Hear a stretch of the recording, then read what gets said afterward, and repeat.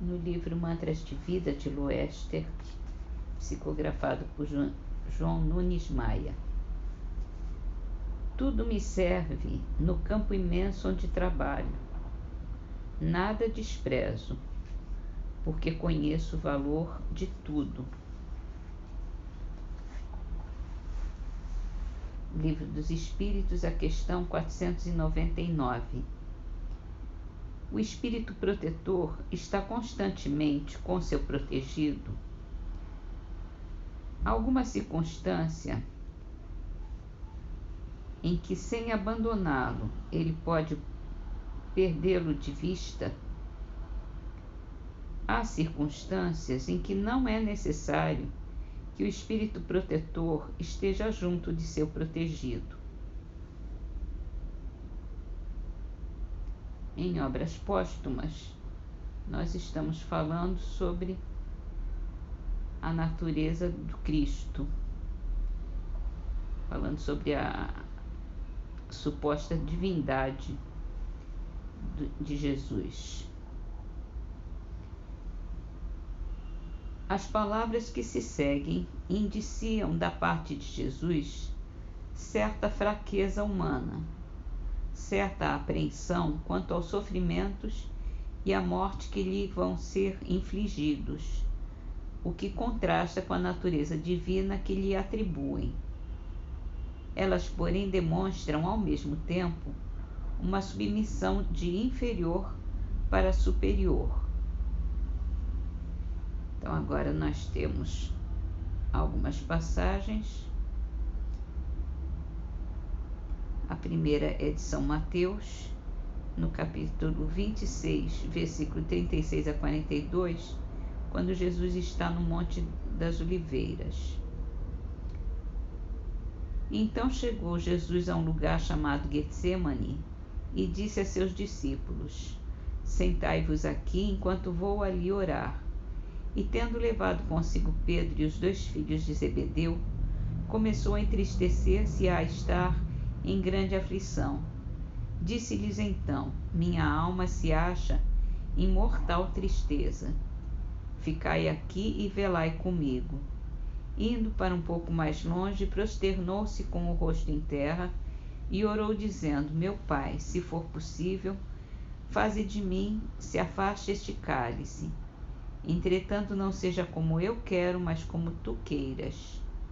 Veio em seguida ter com seus discípulos e, achando-os adormecidos, disse a Pedro: Pois que não pudestes velar comigo 1 hora, vigiai e orai, a fim de não cairdes em tentação. O espírito é pronto, mas a carne é fraca. Foi-se de novo para orar, 2ª vez, dizendo: Meu Pai, se este cálice não pode passar sem que eu o beba, faça-se a tua vontade. Agora em Marcos, capítulo 14, versículo 34 a 36. Então disse-lhes: Minha alma está numa tristeza de morte, ficai aqui e velai. E tendo se afastado um pouco, prosternou-se em terra, rogando que, se fosse possível, àquela hora, se afastasse dele. Dizia: Abba, meu Pai, tudo te é possível, transporta para longe de mim este cálice, mas que se faça a tua vontade e não a minha. Agora é em Lucas, capítulo 22, versículos 40 a 44. Em chegando àquele lugar, lhes disse: Orai a fim de não sucumbirdes à tentação. E tendo se afastado deles, cerca de um arremesso de pedra, ajoelhou-se, dizendo: Meu Pai, se quiseres, afasta de mim este cálice. Entretanto, não se faça a minha vontade, mas a tua. Então apareceu-lhe um anjo do céu a fortalecê-lo. Havendo entrado em agonia, redobrava suas preces. Veio-lhe um suor de gotas de sangue que corria até o chão. Em São Mateus, capítulo 27, versículo 46. Pela hora 9, soltou Jesus um grande brado, dizendo: Eli, Eli, lama sabactani. que quer dizer: meu Deus, por que me abandonaste? É a mesma passagem em Marcos, capítulo 15, versículo 34. E pela hora nona lançou Jesus um grande brado, dizendo: meu Deus, por que me abandonaste?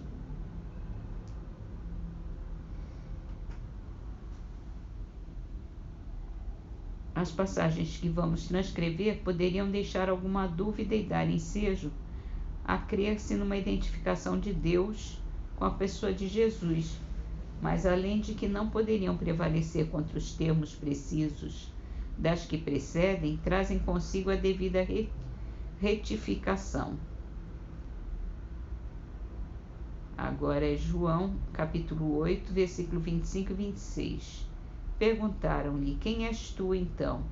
Jesus lhes respondeu: sou o princípio de todas as coisas, eu que vos falo.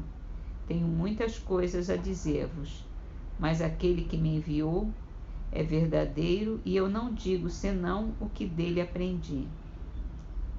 E em João, capítulo 10, versículo 29 e 30. O que meu Pai me deu é maior do que todas as coisas, e ninguém o pode arrebatar das mãos de meu Pai. Meu Pai e eu somos um. Quer isto dizer que seu Pai e ele são um pelo pensamento, pois que ele exprime o pensamento de Deus, pois que tem a palavra de Deus.